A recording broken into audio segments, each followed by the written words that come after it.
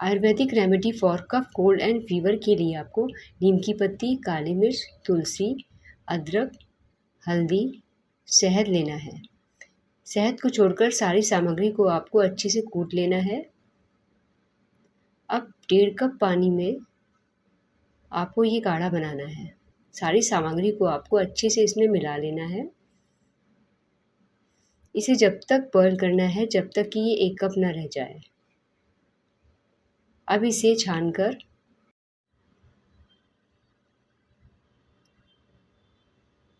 इसमें शहद मिलाकर लेना है। आप चाहे तो ये शहद हमसे खरीद भी सकते हैं।